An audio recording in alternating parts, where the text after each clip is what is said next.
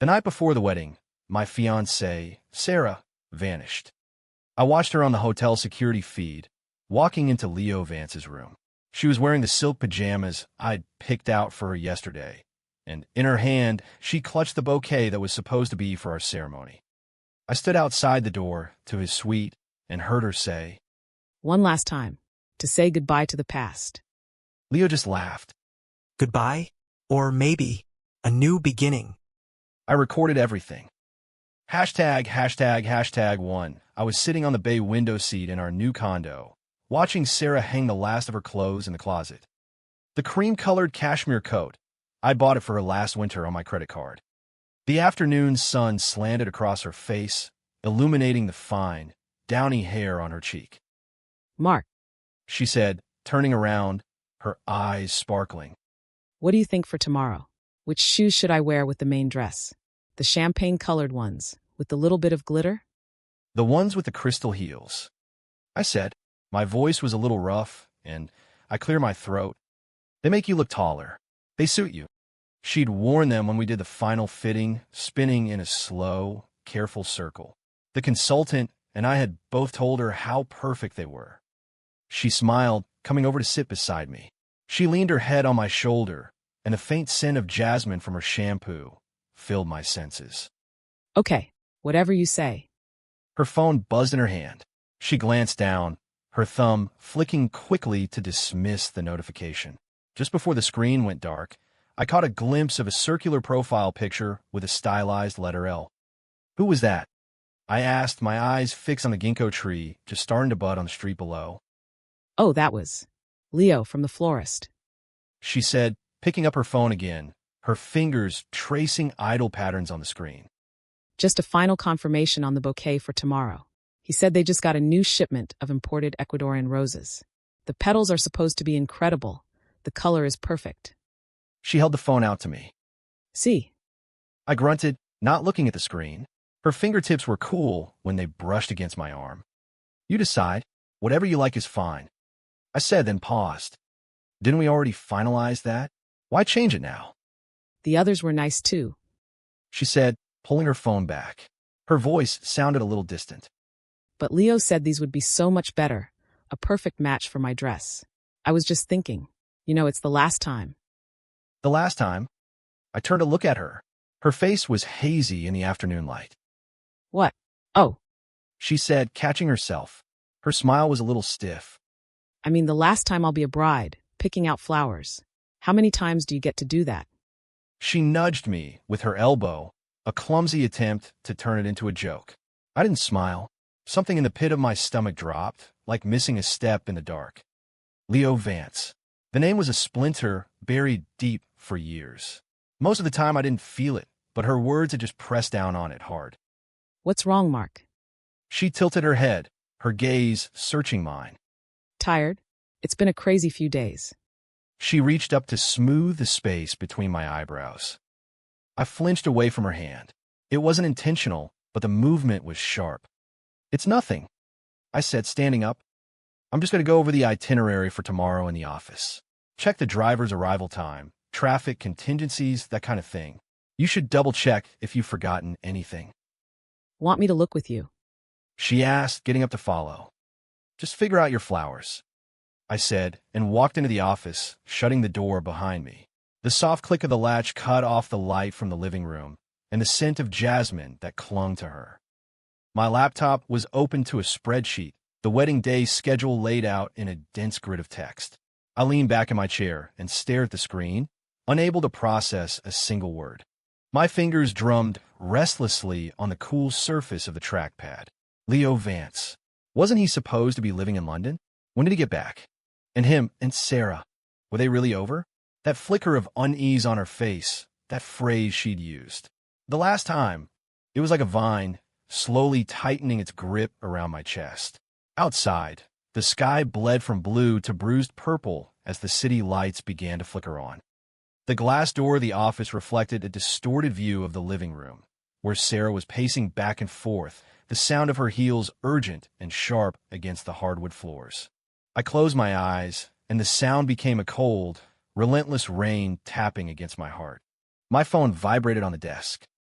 A text from Sarah lit up the screen. Mark, I'm running down to the Walgreens on the corner. Just need to pick up a few things. Be right back. I didn't reply. A few minutes later, I heard the front door click shut. The condo fell silent, the only sound the low hum of the laptop's fan. I sat there, frozen, pinned to the chair. The city's neon glow painted shifting, grotesque patterns on the window. I stared at them as they twisted and danced, a silent mockery. And the doubt, the tiny splinter of doubt, finally broke free from the restraints of reason and became a single, ice-cold command. Go and see. She wasn't going to Walgreens. The direction was all wrong. Once the thought surfaced, there was no pushing it back down. It was poison ivy, and it was already wrapped around my heart. I shot out of my chair, grabbed my car keys, and bolted from the apartment. The elevator's descent was agonizingly slow, the numbers changing with a torturous lack of urgency. In the garage, my black sedan sat waiting. I fired up the engine, its low growl echoing in the empty space. I pulled out onto the street, into the river of nighttime traffic. My hands were steady on the steering wheel, unnaturally so. Only I knew how hard my foot was pressing the accelerator, the engine groaning in protest. The destination blinking on a navigation screen was the Avalon, one of the city's oldest and most luxurious five-star hotels. Leo's uncle, a real estate mogul, kept 2 permanent suites there. I remembered Sarah mentioning it once, years ago, saying it was where Leo always stayed when he was back in the States. I parked across the street in the shadows of an alley. The hotel was a beacon of light, its revolving doors a glittering vortex spitting out an endless stream of elegantly dressed people. Through the glass, I could see the lobby's dazzling chandeliers. The minutes crawled by, each one a dull knife scraping against bone. Finally, just as the hotel's massive clock tower hands converged on the number 9, I saw her. Sarah. She wasn't wearing the clothes she'd left in. She'd changed. Soft gray sweatpants, an oversized cream-colored sweater, her hair pulled back in a loose knot. She looked like she was just running downstairs to take out the trash. In her hand, she carried a small paper bag. Her steps were quick, but not panicked. She didn't go to the front desk. She didn't even glance at the directory. She walked straight to the elevators at the far end of the lobby, moving with a familiar ease. A set of gold doors opened. She stepped inside, and her slender figure disappeared. I watched the floor indicator above the elevator bank begin to climb. 2, 3, 4. It stopped, solid and unwavering, on 12. The executive suites. I cracked the window. The cool night air, thick with the city's signature blend of exhaust and grime, filled the car, catching in my throat. I fumbled for my pack of cigarettes, lit one, and watched the red ember glow and fade in the darkness of the car. The time on my phone read 9:07 p.m. The cigarette burned down to the filter, the heat searing my skin, but I barely felt it. Only when it scorched my fingertips did I finally drop it out the window. The ember sparked against the asphalt and died, leaving a tiny black scar. What was in that paper bag? Something from Walgreens. A goodbye gift for Leo? Or something else? The splinter exploded, becoming a cold, barbed hook, and it ripped through my heart. No, not just a hook. That tiny ember of doubt had burned through the last, fragile layer of trust, revealing the wasteland beneath. A landscape already ravaged and eaten away, where only one thought remained, etched as clearly as a crack in ice. Go up. #2. The engine's low growl echoed as the black sedan slipped into the entrance of the hotel's underground parking garage. The light dimmed abruptly, replaced by the stark, sterile glare of fluorescent lights marching across the ceiling, illuminating rows of cold steel bodies. The air was thick with the smell of oil and damp concrete. I found a spot and killed the engine. The sudden silence was deafening, filled only by the heavy, muffled thud of my own heart against my ribs. I stepped out of the car, the soles of my dress shoes making hollow sounds on the polished concrete floor. The garage was vast and empty, my footsteps amplified, each one landing on the downbeat of my pulse. Following the signs, I found a private elevator to the main lobby. The brushed steel doors were polished to a mirror finish, reflecting a distorted, grim-faced man with eyes like frozen lakes. The elevator ascended quickly, a faint sensation of weightlessness. The numbers ticked upward, P1, P2, Ed. The doors slid open silently, revealing the opulent, glittering lobby of the Avalon. Crystal chandeliers fractured the light into 1,000 brilliant shards, and the marble floors shone like glass. The murmur of quiet conversations and the scent of expensive perfume hung in the air, a silent, lavish stage play. I walked directly to the front desk, my gaze fixed. A young man in a crisp uniform, a gold name tag pinned to his lapel, looked up with a practiced, professional smile. Good evening, sir. How may I help you? I'm here to see Leo Vance, I said. My voice was surprisingly steady, even tinged with a cool politeness. He's in room 1208. I'm his friend, Mark Collins. I just spoke with him on the phone. He said he'd be waiting for me. I stated the name and room number with the confidence of absolute fact, my eyes resting calmly on his name tag, Kyle. Kyle's smile didn't falter, but a flicker of scrutiny passed through his eyes. His fingers flew across the keyboard, the clicks sharp and rapid. Room 1208. He murmured, his brow furrowing almost imperceptibly. Ah, yes, Mr. Vance. And your name was? Mark Collins. I repeated. I confirmed with him just a minute ago from the curb.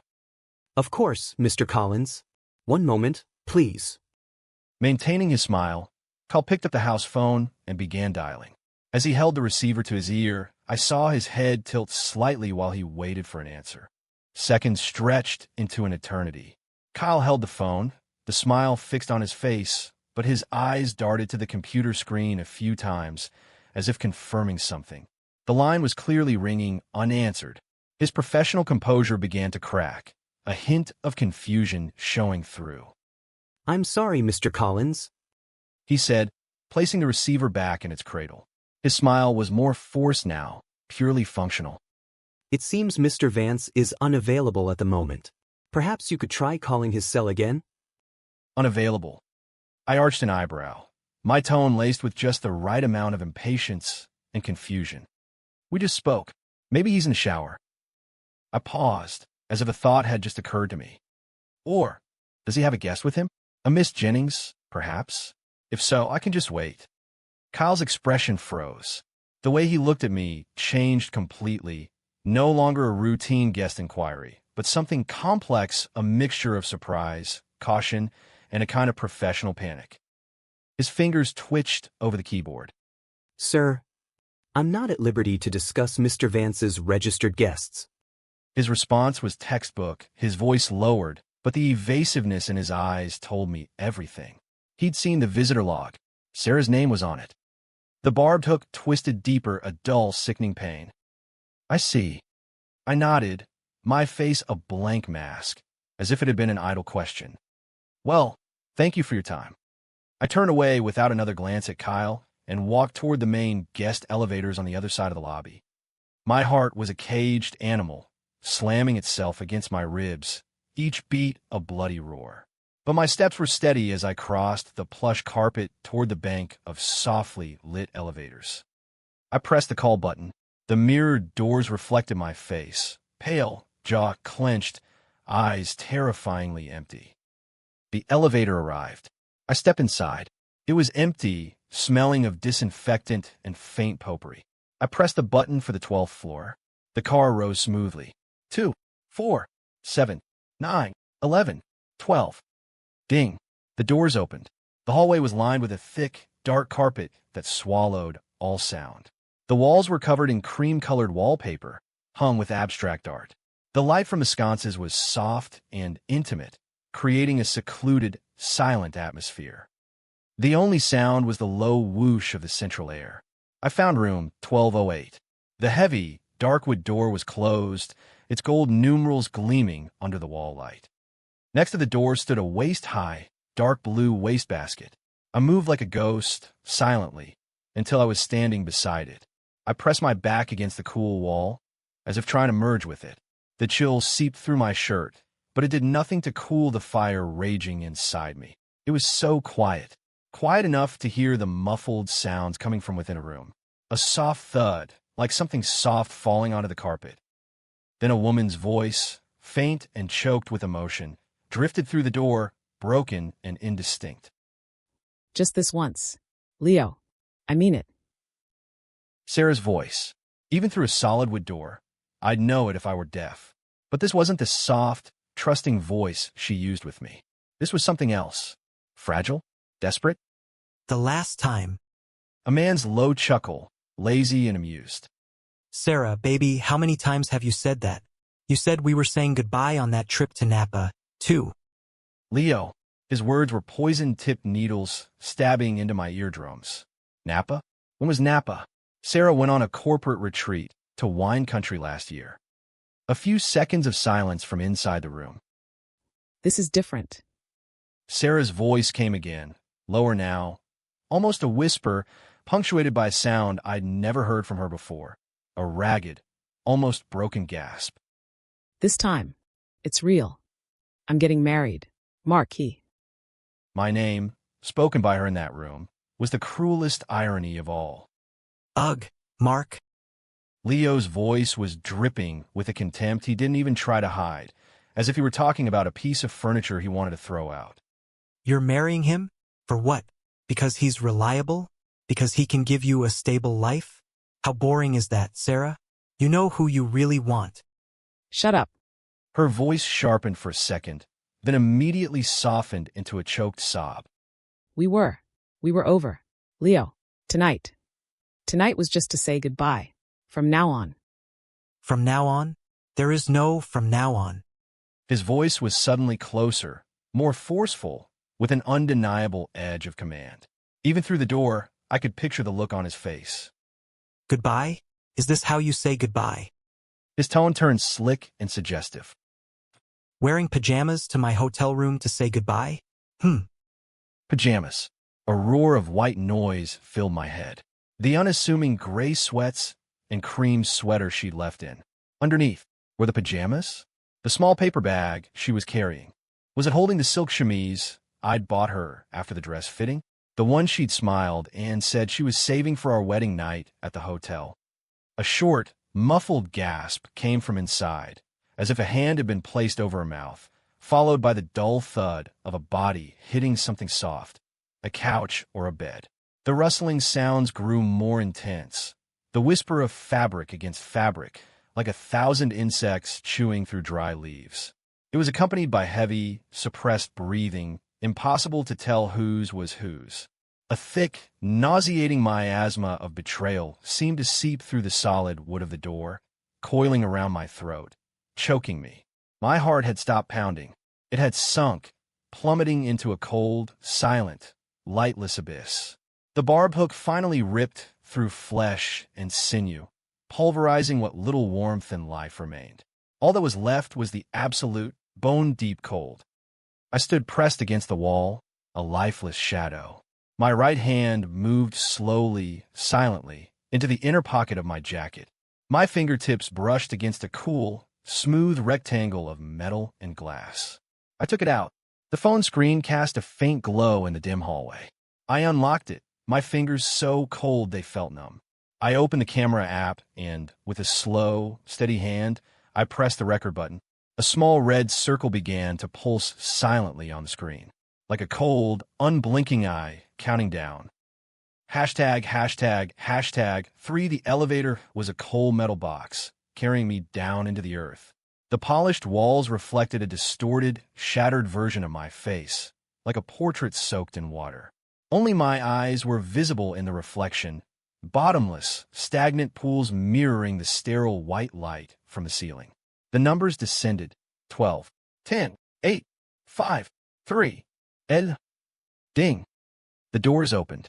The warm, fragrant air and the buzz of human voices hit me like a physical blow, shoving me out of my silent abyss. I stumbled, nearly losing my balance. Sir, are you okay? A janitor asked, pausing with her cleaning cart to give me a concerned look. I didn't answer her. I didn't even see her. I moved like an automaton, my legs stiff, carrying me across the glittering, crowded lobby. The light from the crystal chandeliers was blinding, blurring the smiling, chatting faces into a meaningless backdrop. There was only one thought in my mind: get out. I pushed through the heavy revolving doors. The cool night air, thick with exhaust fumes, rushed in, a slap of cold water that did little to clear my head. The cloying, sweet stench of sex and betrayal seemed to have seeped into my skin, into the marrow of my bones. It was everywhere. I walked to my car, parked in the shadows across the street. I yanked the door open, slid inside, and slammed it shut. The world was instantly muffled, leaving only the cramped space of the car and the sound of my own ragged breathing. It was pitch black inside. I leaned my head back and closed my eyes. In the darkness, my other senses were amplified. The sound from the recording, the muffled dialogue, the gasps, the whimpers played on a loop in my head, 1,000 tiny needles piercing my eardrums. One last time, a goodbye. Wearing the pajamas I bought her. My stomach churned, and a wave of nausea rose in my throat. I threw the car door open, stumbled to the curb, and retched violently over a storm drain. My throat burned, but nothing came up except the bitter taste of bile. After what felt like an eternity, the heaving subsided. I gasped for air, wiped my mouth on my sleeve, and stared blankly at the flickering neon signs across the street. Their shifting colors seemed to mock me, painting grotesque scenes in my mind's eye. I got back in the car and shut the door. Darkness fell again. I pulled out my phone. The cold light of the screen was an agony. In the center, the red recording circle was gone, replaced by a gray progress bar. Duration: 22 minutes, 47 seconds. My hand was trembling, but I tapped the play button. The screen was black, but the sound was perfectly clear. First, Sarah's choked whisper. Just this once. Leo, I mean it. Then Leo's lazy, mocking laugh. Sarah, baby, how many times have you said that? You said we were saying goodbye on that trip to Napa, too. The screen was black, but every word, every breath was a branding iron, searing images onto the back of my eyelids. I could see the smug, triumphant look on Leo's face. I could see his hands on her body, on the silk I had bought for us. Goodbye? Is this how you say goodbye? Wearing pajamas to my hotel room to say goodbye? Leo's voice dropped, thick with suggestion. Ah, don't. Sarah's short, sharp gasp, swallowed by the dull thud of her being pushed onto the bed. Then, the sounds became a chaotic, sickening symphony. The harsh, ragged sound of labored breathing tangled together. The frantic rustle of fabric, like a downpour on dry leaves. And other, softer, wetter sounds, woven through with Sarah's broken, whimpering cries, the sound a small animal makes when it's trapped. Marky. My name, a ragged gasp between her panting breaths, was a dull knife sawing through my last nerve. Don't talk about him. Leo's voice, impatient and brutally possessive. Mood killer. Look at me. Say it. Who are you thinking about right now? Who? MMPH. Sarah's response was nothing but a broken, muffled sound of surrender. The screen went dark. In the small, suffocating car, there was only the endless, roaring echo of hell in my ears. I was a puppet with its strings cut, slumped in the driver's seat. My blood felt like sludge, my hands and feet ice cold. This wasn't the heat of anger or the sharp pain of grief. This was something deeper, more final, a frostbite of the soul, spreading from my heart to my limbs, until even my breath felt like it was forming ice crystals. I sat in the dark, my eyes open but seeing nothing but the red-hot embers of a world burned to ash. I don't know how long I sat there, minutes or an eternity. The screen lit up again with a new notification, the faint light illuminating my left hand on the steering wheel. The ring. The platinum band gleamed with a cold, metallic light. A simple design, with our initials and tomorrow's date engraved on the inside. I slowly raised my hand, staring at it. The cold metal was a heavy, biting presence on my ring finger. A constant, damning reminder of my own stupidity. It was a shackle, and it had locked me to a lie. My fingers tightened, slowly twisting the ring. The metal scraped against my skin, a small, sharp pain. I twisted it again and again, until my knuckle was white. Then, with a sudden violent wrench, I pulled it off. Without a moment's hesitation, I rolled down the window, reached out, and opened my hand. The small, cold circle, the symbol of a promise meant to last a lifetime, traced a faint, brief arc of silver under the sickly yellow streetlights before disappearing, without a sound, into the filth of an overflowing city trash can on the sidewalk.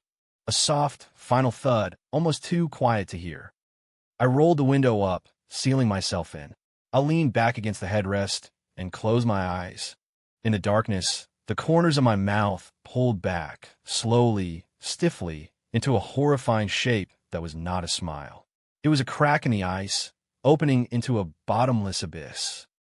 The morning sun sliced through a gap in the heavy blackout curtains, a thin, sharp blade of light on the expensive hotel carpet.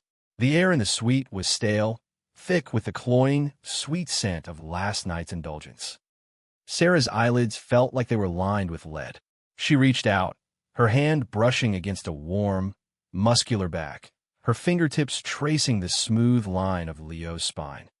Fragments of the night before crashed in her mind, the desperate, tangled limbs in the dark, the ragged gasps for breath, and her own voice, over and over, crying, "This is the last time." A wave of regret and a profound, hollow numbness washed over her. She snatched her hand back as if she'd been burned. Her heart began to hammer against her ribs, a frantic drumbeat of pure panic. It was morning. Mark, the wedding. She shot upright, scrambling through the tangled sheets for her clothes. The silk pajamas were a wrinkled ball at the foot of the bed. Leo grumbled, rolling over, his arm reaching to pull her back down. What's the rush? Come back to bed. Get off me.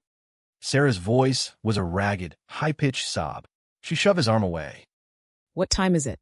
Leo, I'm so screwed. Her fingers trembled as she pulled on her gray sweatpants. My phone. Where's my phone? She jumped out of bed, her bare feet cold on the carpet, frantically searching. Her reaction finally roused Leo from his postcoital haze. He sat up, frowning, a mixture of annoyance and amusement in his eyes. Jesus, what's the big deal? It's just a wedding.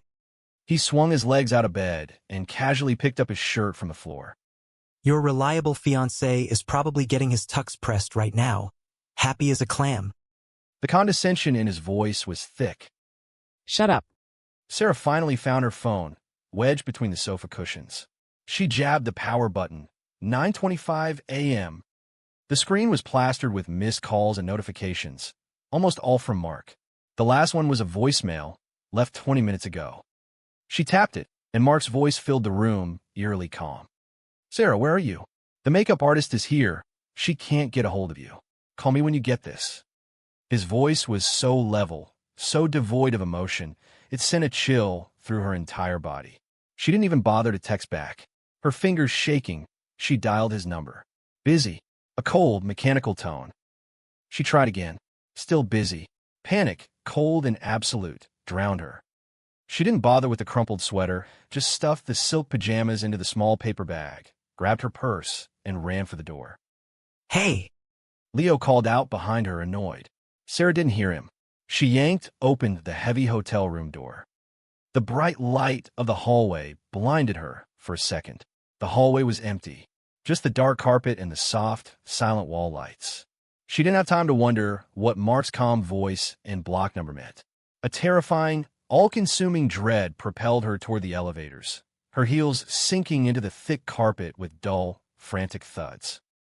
As the elevator descended, she kept calling Mark, but it went straight to voicemail every time. She sent a flurry of frantic texts to the wedding planner and her maid of honor, her fingers fumbling on the keypad. "I'm on my way. Stuck in traffic. Almost there. Tell Mark to wait for me." The messages went out into the void, unanswered. She screeched to a halt in front of their condo building, practically falling out her car as she ran for the entrance. Each second the elevator climbed felt like an eternity of torture. Finally, she was there. With a trembling hand, she jammed her key into the lock of their new home and threw the door open. The living room was a disaster. The festive decorations they'd so carefully arranged were destroyed, ribbons trampled on the floor, a decorative vase shattered, a pile of Mark's suits and shirts tossed carelessly on the sofa. The makeup artist's massive case sat open in the middle of the room, its contents scattered. The crystal-heeled shoes she was supposed to wear were separated. One lay on its side by the door, the other was gone. The condo was dead silent. The only sound her own panicked, ragged breathing. Mark. She called out, her voice trembling. No answer. She stumbled toward the bedroom. The door was wide open. The tuxedo she had personally steamed and hung in the front of the closet was gone. On the bed were several empty suitcases. The closet doors were flung open, and most of Mark's clothes were missing. Only her own dresses and coats hung there, looking lonely and out of place. Her last shred of hope crumbled. The strength drained from her body, and her legs gave out. She slid down the doorframe to the floor, the cold hardwood sending a jolt through her. Her phone lit up. It was a text from her maid of honor, filled with exclamation points. "Sarah, where have you been?" Mark just drove to the venue by himself. He said the wedding is off. What the hell is going on?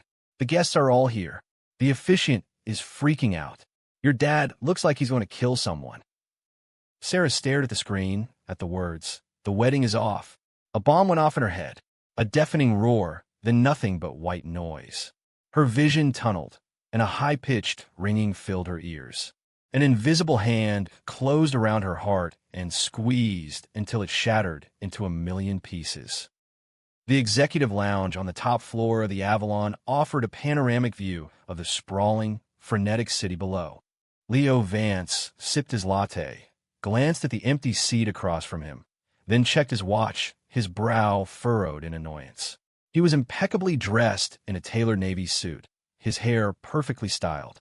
He looked every bit the handsome, successful heir, but an undercurrent of irritation soured his expression. What the hell is this guy's problem? He muttered, tapping his fingers impatiently on the table. Old man Hemlock, the supplier he was supposed to meet to discuss the next 6 months of contract for his family's company, was almost half an hour late. His calls went straight to voicemail. His phone vibrated. Not Hemlock. It was his father, Harrison Vance. Hey, Dad. Leo answered, trying to keep his tone casual. Where are you? Harrison's voice exploded through the phone, a raw, furious sound laced with a thread of something Leo had never heard before. Panic. The force of it startled him. I'm at the Avalon, meeting with Hemlock about the supply chain. Forget the goddamn supply chain. Harrison roared, cutting him off. The company's in trouble. The IRS just raided the main office. They came with a warrant and a whistleblower complaint. They're saying we have major discrepancies going back 3 years, fraudulent invoices, massive tax evasion. What? Leo shot to his feet, knocking over his coffee cup. The dark liquid spread across the white tablecloth like a spreading stain. How is that possible? I thought Rick handled the books perfectly. Who's the whistleblower? How the hell should I know? His father bellowed. It all happened so fast. The lead agent is that bastard from a federal prosecutor's office, the one they call the Bulldog. He had copies of everything, including an internal purchase order from last year.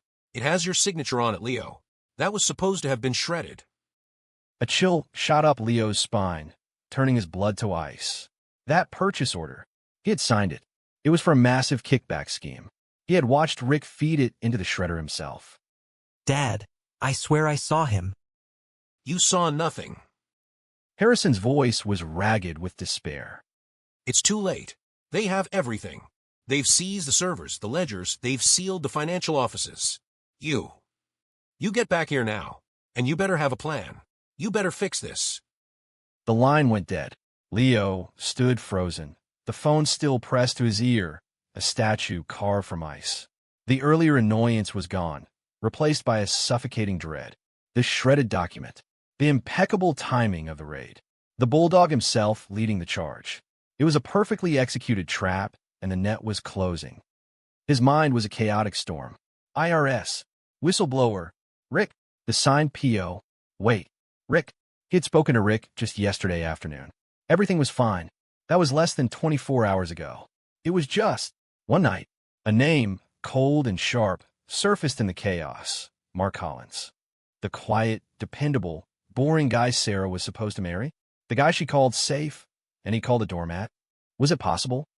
He forced his trembling fingers to scroll through his contacts and dial Rick's number. The number you have dialed has been disconnected. Disconnected? The feeling of dread tightened around his heart like a python. As he stood there, reeling, his phone buzzed again. This time it was his mother, Eleanor. Leo. Her voice was hysterical, stripped of all its usual poise and refinement. Your father was just arrested. The FBI. Right in front of his office. They said he's under investigation for public corruption. They're taking him in for questioning. Leo. What do we do? A thunderclap inside his skull. Leo felt the world tilt on its axis. He stumbled, grabbing the cold plate glass window to keep from falling. His father. Arrested? The FBI? The IRS raid was just the beginning. Now his father's political career was over. This wasn't just a disaster. It was annihilation. He gripped his phone, his knuckles white, the veins on the back of his hand standing out like ropes. He couldn't breathe. The screen lit up again. Not a call. A text message from an unknown number with no profile picture. It contained no words, only an image. With a shaking thumb, he opened it. It was a cropped photograph. The setting was the dimly lit hallway of a hotel. A dark wood door with the gleaming gold numerals 1208 was in sharp focus. But the subject of the photo was the unassuming, dark blue wastebasket standing silently beside the door. The moment he saw that wastebasket, Leo's blood ran cold. He recognized it. It was the one outside his room last night. The angle of the shot. The person who took it had been standing right there, right where Mark Collins must have been standing. The phone slipped from his numb fingers and hit the carpeted floor with a soft, final thud, like the closing of a coffin lid. The grand ballroom of the Avalon was a stage for a magnificent and grotesque failure. Crystal chandeliers bathed the room in a brilliant, almost painful light, reflecting off a sea of crimson, the scarlet aisle runner, the deep red roses, the gowns and ties of the guests. The air, which should have been filled with joy, felt heavy and suffocating. On the main stage, a giant, gilded monogram of the couple's initials looked down like a mocking eye. Below it, there was no bride and no groom. The officiant stood clutching his microphone, his face pale and beaded with sweat, like an MC who had wandered into a crime scene. Ladies and gentlemen, friends and family. He stammered, his voice strained. If I could just have your attention. The bride and groom have been slightly delayed. Please enjoy the appetizers and cocktails. Slightly delayed? At the main family table, a woman in a severe silk dress shot to her feet. It was Sarah's mother, her face a mask of fury, her perfectly applied makeup contorted with rage. It's past noon. The groom shows up alone, and my daughter is nowhere to be found.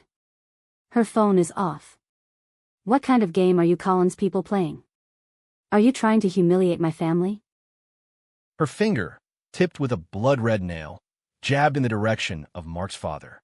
Mark's father, a quiet, distinguished man with silver hair, sat rigidly in his new suit. His lips were pressed into a thin, white line, his hands gripping his knees so tightly his knuckles were white. He opened his mouth to speak, but no words came out. Beside him, Mark's mother wept silently into a handkerchief, her shoulders shaking. A disgrace. She whispered. What a terrible disgrace.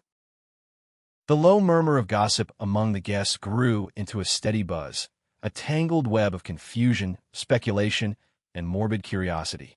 Then, the two massive, ornate doors at the back of the ballroom were thrown open with a resounding bang. The room fell instantly silent.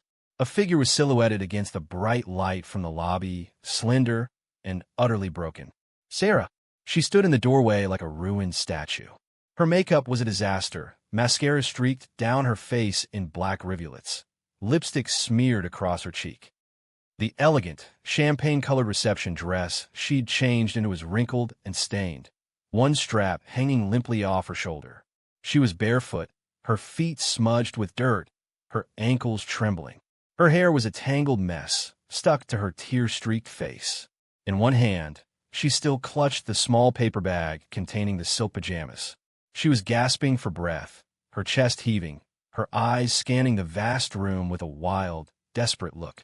Finally, her gaze locked onto the head table and onto the empty chair where she was supposed to be sitting. Mark was there.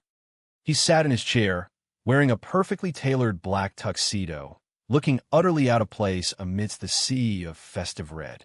He was calmly sipping a glass of champagne, as if he were at a business luncheon. He didn't even glance toward the door. His eyes were fixed on the tiny bubbles rising in his glass, as if they held the secrets of the universe. Mark. Sarah's voice was a raw, broken whisper that barely carried across the silent room.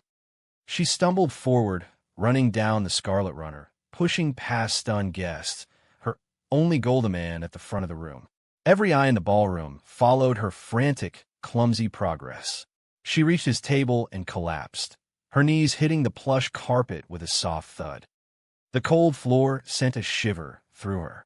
She reached out a trembling hand, trying to grab the leg of his trousers.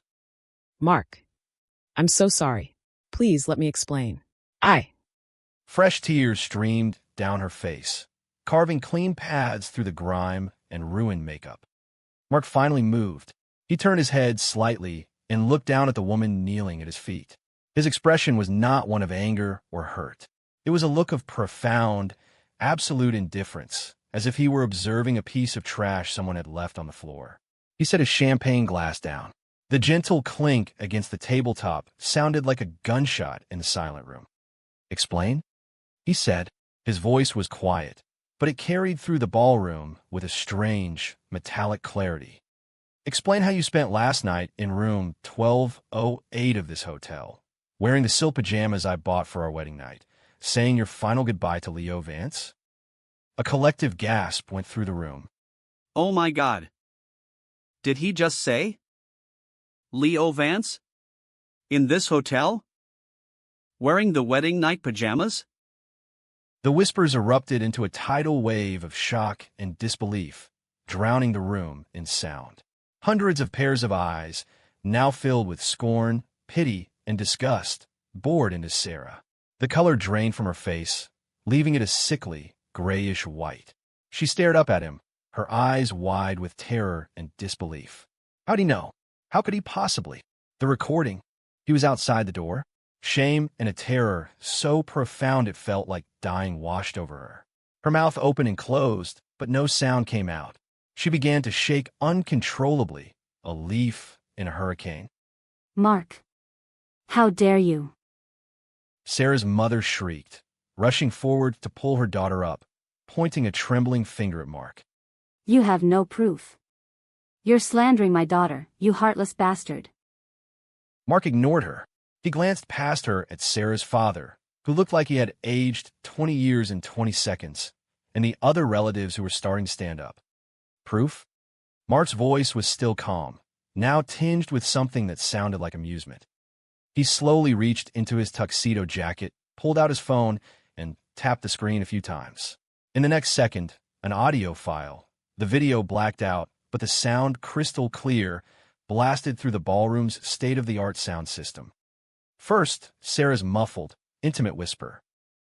Just this once. Leo. I mean it. Then, Leo's lazy, suggestive laugh. Sarah, baby, how many times have you said that? You said we were saying goodbye on that trip to Napa, too. Sarah's short, sharp gasp. Don't. The dull thud of her body hitting the bed. The harsh, tangled sounds of labored breathing, punctuated by the rustle of fabric and Sarah's choked, whimpering sobs. Her own voice, ragged between breaths. Mark. Marquis. Leo's impatient command. Don't talk about him. Mood killer. Look at me. Say it. Who are you thinking about right now? Who? Her muffled sound of surrender. MMPH. The 30-second clip was a dagger, twisting in the heart of the ceremony, gutting Sarah's reputation and exposing her betrayal for everyone to witness. New. Sarah screamed, a raw, animal sound of pure agony. She clapped her hands over her ears and curled into a ball on the floor, her body convulsing with violent, hopeless sobs. Her mother froze, her hands still outstretched, her face a horrified mask of disbelief. Her father staggered backward, his face ashen. The ballroom was plunged into a stunned, horrified silence, broken only by the looping audio from the speakers and Sarah's wretched crying. Mark watched her writhe on the floor, her perfect wedding transformed into her personal pillory. He leaned over and took the bridal bouquet, the one with the expensive Ecuadorian roses, from the maid of honor's limp, frozen hand. Then, as everyone watched, he drew his arm back and hurled it, with all his strength, at Sarah's curled-up body. The delicate petals exploded on impact, showering her in a rain of crimson. A few droplets of dark red juice from the crushed stems splattered across the front of her dress, blooming like fresh bloodstains. "One last time," Mark said, his voice as cold and sharp as a shard of ice. "Here's your goodbye gift. I'm giving it back to you." He stood up straight, his gaze sweeping over the stunned guests before finally landing on Sarah's parents. "And as for the other little surprise you had planned," Mark leaned down, his face close to the pathetic, weeping woman on the floor. His voice was a low, cruel whisper that only she could hear. "A miscarriage? Sarah, you were never pregnant, were you?" This time, the collective gasp was so sharp it felt like all the oxygen had been sucked from a room. Sarah's head snapped up. Her face was a grotesque mess of tears, makeup, and flower petals. In her eyes, the last flicker of defiance was extinguished, replaced by a bottomless, soul-shattering terror. "Does it hurt?" Mark stared down at her, his eyes devoid of any warmth. The corner of his mouth twitched into a cold, cruel smile. "Not 1/millionth of what you did to me." He straightened up, brushing an imaginary piece of dust from his lapel. Without another look at the woman who was now nothing more than a broken doll on the floor, he turned. In the dead silent, scandalized room, he walked calmly through the path that parted for him, heading for the open doors and the world outside. The bright afternoon sun streamed in, catching his back, casting a long, sharp, and resolute shadow before him. Hashtag, hashtag, hashtag, 7 The city's neon lights painted cold streaks across the windshield. A black sedan slid silently into the entrance of the Avalon's underground parking garage, a shadow swallowed by the belly of a beast. The sterile white lights overhead flashed across the distorted, feral face of the man behind the wheel. Leo Vance. His hands gripped the steering wheel so hard his knuckles were white, the veins on his forearms bulging like ropes. His jaw was clenched, the muscles ticking, his bloodshot eyes burning holes in the concrete wall in front of him. A feral beast trapped in a cage of his own making. The afternoon's phone call still echoed in his ears, a chorus of doom. "Mr. Vance, I'm afraid to inform you that due to the ongoing federal investigation, all of your family's corporate and personal assets have been frozen." Leo, it's Eleanor. They've formally charged your father. The bail is denied. It's over. Everything is over. This number is no longer in service. Every word was a sledgehammer blow against the fractured walls of his sanity. Mark Collins. It was all Mark Collins. The quiet, pathetic doormat he'd never even considered a threat. He had dismantled his company, destroyed his father, and annihilated his family's legacy. And Sarah, that stupid, worthless bitch. If it hadn't been for her, rage, humiliation, and a terrifying sense of being utterly outplayed churned in his gut, a toxic cocktail threatening to tear him apart from the inside. He needed an outlet. He needed to find the architect of his ruin. He needed to tear him to pieces with his bare hands. He slammed on the brakes in his reserved VIP spot, the tires shrieking in protest. He threw the door open with such force that it crashed into a concrete pillar with a sickening crunch. The garage was empty and silent, save for the low hum of the ventilation system. The harsh lights cast long, distorted shadows on the ground. Then a movement caught his eye. A few spots over, a familiar black sedan was parked. A figure, his back to Leo, was opening the trunk. Mark Collins. Leo's pupils constricted to pinpricks. The world narrowed to that single target. Like a starving wolf catching the scent of blood, the last remnants of his reason burned away in a conflagration of pure, murderous rage. He didn't hesitate. He didn't make a sound. He launched himself forward, a blur of motion. His right hand snaked to the small of his back, pulling a wicked-looking combat knife from its sheath. The blade caught the fluorescent light, flashing like a sliver of ice. The distance closed in an instant. A guttural roar tore from Leo's throat as he lunged, plunging the knife with all his weight and all his hatred toward Mark's back. The air whistled. Death was a heartbeat away. In that split second, the man with his back to the attack moved.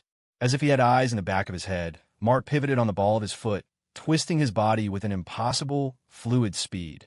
The motion was economical, precise, and lethally fast. The knife, aimed for his heart, sliced through empty air, the tip catching the fabric of his suit jacket with a soft rip. Leo's lunge carried him forward, his balance thrown. In that instant of vulnerability, a hand, clad in a thin black leather glove, shot out and clamped around his knife-wielding wrist like a vice. The strength was shocking. With a brutal, sharp twist, Ark! a sickening crack echoed in the garage as the bones in Leo's wrist snapped. The knife clattered to the concrete floor. Before the cry of pain had even left Leo's lips, Mark's other hand struck. Not a fist, but a spear hand, rigid blade of fingers that sliced through the air and slammed into the side of Leo's right knee. Thwomp! It was a dull, wet final sound. God! Leo's scream turned into a strangled, gurgling howl. A bolt of pure, white-hot agony shot up his leg, and his entire body went limp, the limb beneath him buckling at a sickening, unnatural angle. Mark released his grip. Leo collapsed to the filthy concrete floor like a pile of wet laundry, his body twitching in spasms of unbearable pain. He looked up, his face a contorted mask of agony, and stared into the eyes of the man towering over him. Mark's face was a blank slate. He hadn't even broken a sweat. He slowly retracted the hand he had used to strike, as if he had just been brushing dust off his shoulder. He looked down, his cold gaze sweeping over Leo's twisted face, the fallen knife, and the mangled leg. "Leo," Mark said, his voice low and devoid of any emotion, a sound that chilled Leo to the bone. "I gave you a chance." He took a step closer, the toe of his polished Oxford shoe stopping an inch from Leo's ruined knee. He nonchalantly pinched the torn fabric of his suit. "You tried to ruin my life," Mark stated, as if discussing the weather. "So I ruined your company, and I ruined your father." He paused, his eyes locking with Leo's, which were now wide with a mixture of pain, hatred, and a dawning, primal fear. A slow, cold, razor-thin smile touched Mark's lips. "Now," he said, his voice dropping to a near whisper, "I'm ruining your leg." He straightened up, looking down at the pathetic, writhing man on the ground, as if he were an insect. "Enjoy your new life," Mark said. "The one where you have nothing." Without another glance, he turned his back on the broken man and walked to his car. He got in, started the engine, and a low, steady thrum filled the silence. The headlights flicked on, twin beams of cold light cutting through the gloom. The car reversed smoothly, turned, and drove away, leaving Leo Vance alone in the darkness, his agonized screams swallowed by the empty, indifferent concrete. The sterile, antiseptic smell of the private hospital room couldn't mask the stench of decay and despair. The curtains were drawn tight, blocking out a world that no longer had a place for him. Leo Vance lay in the bed, his right leg encased in a monstrous cage of plaster and steel, hoisted into the air by a traction rig. His once handsome face was a gaunt, sallow mask, shadowed by a scraggly beard. His eyes were hollow, sunken pits staring at a blank ceiling. "It's over. All over," he whispered to no one. The screen of his phone on the bedside table lit up with news alerts, each one a fresh twist of a knife. Local news. Vance Construction files for Chapter 7 bankruptcy following federal indictment of its CEO on charges of massive tax fraud and conspiracy. Former Councilman Harrison Vance formally charged with racketeering and public corruption. Prosecutors say he faces a minimum of 20 years in federal prison. Financial Times. Collapse of Vance empire sends shockwaves through local market as banks move to liquidate all assets. Gossip Blog. Wedding crasher Sarah Jennings reportedly suffers complete mental breakdown. Parents hounded by creditors after liquidating assets to cover wedding costs. Each headline was another nail in his family's coffin. The door creaked open. His mother, Eleanor, shuffled in. In a matter of days, the elegant socialite had withered into a frail, old woman. Her hair was unkempt and gray, her face deeply lined and bare of makeup. She wore a faded, ill-fitting tracksuit. She carried a thermos, her hands trembling. Seeing the vacant husk of her son in the bed, silent tears traced paths down her wrinkled cheeks. She set the thermos down. Leo. Honey. Her voice was a dry rasp. I made you some soup. You need to eat. Leo didn't move, his eyes fixed on the ceiling. Leo. She reached out a shaking hand to touch his face. The door opened again. This time it was two grim-faced detectives in cheap suits. They flashed their badges. Eleanor Vance, the older one said, his voice flat. We're with the DA's office. We have some questions for you regarding your husband's financial activities. You need to come with us. Eleanor's body went rigid. The spoon she was holding clattered to the floor. Her face went ashen as she looked from the detectives to her catatonic son, a silent plea in her eyes. Leo remained utterly still. Let's go, ma'am, the detective said, gesturing to the door. Eleanor closed her eyes, a final, shuddering sob escaping her lips. With one last, heartbroken look at the son who had been her entire world, she turned and let the detectives lead her out of the room, her stooped shoulders a testament to her complete and utter defeat. The room was silent again. Leo lay there, motionless. The thermos on the nightstand slowly grew cold. His phone screen went dark. The silence was absolute. After a long, long time, his eyes moved. Slowly, they shifted to the bedside table, to the cheap plastic fruit basket, and next to it, the wrinkled paper bag with the Avalon's logo on it. Sarah's bag, the bag that had held the silk pajamas. His gaze fixed on it, a symbol of the single act that had triggered the apocalypse of his life. The dead calm in his eyes finally broke. It wasn't anger or pain or fear. It was something darker, thicker, a black hole that swallowed all light. It was pure, unadulterated hatred. It was a venom that filled his veins, a poison that was the only thing left keeping his heart beating.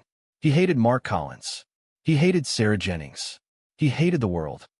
The hatred was a fire, burning what was left of his soul to ash. But the fire was trapped inside a broken, immobile body. With nowhere to go, it turned inward, consuming him. His body began to tremble violently, not from pain, but from the sheer force of his rage. The traction rig creaked. A low, guttural, rattling sound came from his throat. The muscles in his sallow face twitched and contorted. Hate, hate, hate. It was the only thing he had left. The only thing that made him feel alive. He wrenched his head to the side, his bloodshot, demonic eyes staring at the closed door, as if a sheer malice could burn a hole through it and incinerate the world that had cast him aside. Hashtag, hashtag, hashtag, 9 the sky was a brilliant, rain-washed blue. The sun beat down on the city, turning the glass towers of downtown into pillars of blinding gold. The air smelled clean, of wet pavement and new leaves. Mark Collins pushed open the heavy glass door of a law firm and stepped out onto the top of a wide granite staircase, holding a simple manila folder. He paused, squinting against the bright light. He wore a perfectly fitted charcoal gray suit that made him look taller, sharper. The last few days of calculated warfare had left no trace of fatigue on his face. Instead, they seemed to have stripped away a lifetime of quiet restraint, leaving his eyes clear, calm, and focused. He undid the top button of his suit jacket, a small, casual gesture of release. At the bottom of the steps, his black sedan was waiting. He descended, the sound of his leather-soled shoes crisp and even on the stone. He slid into the driver's seat. He didn't start the car right away. He tossed the folder onto the passenger seat. The flap was open, and the top page slid partially out. The header was clearly visible. Marital Settlement Agreement. Mark T. Collins and Sarah L. Jennings on the signature line. Mark's name was written in a firm, steady hand.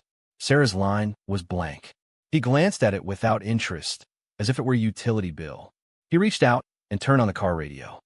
And in local business news, the investigation into Vance Construction continues to unfold. Sources from the U.S.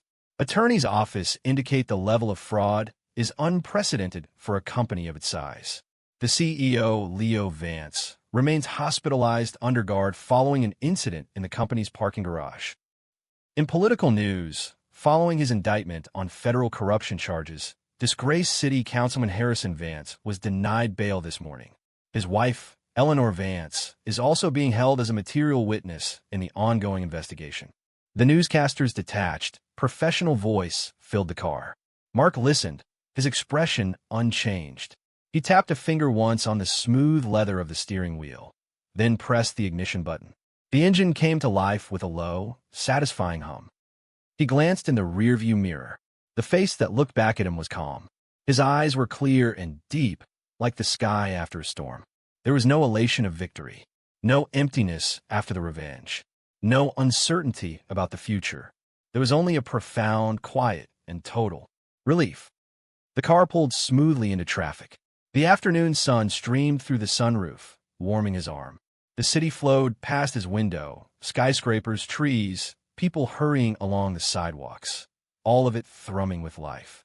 He cracked the window, and a gust of fresh, sun-warmed air rushed in, feeling cool against the skin. It felt like it was blowing away the last lingering traces of darkness and the faint, metallic scent of blood. The light turned red. He eased to a stop at the crosswalk. A young mother pushed a stroller across the street, her toddler laughing at a passing dog. A bike messenger, humming off-key, weaved expertly between the stopped cars. Life, in its most ordinary and resilient form, was moving on. The light turned green. Mark released the brake and pressed the accelerator. The black sedan moved forward, a sleek Predator rejoining the stream, heading toward the sun. In the rearview mirror, the imposing glass tower of the law firm shrank, then disappeared into the steel and concrete skyline. Ahead of him, the road was open and the sky was bright.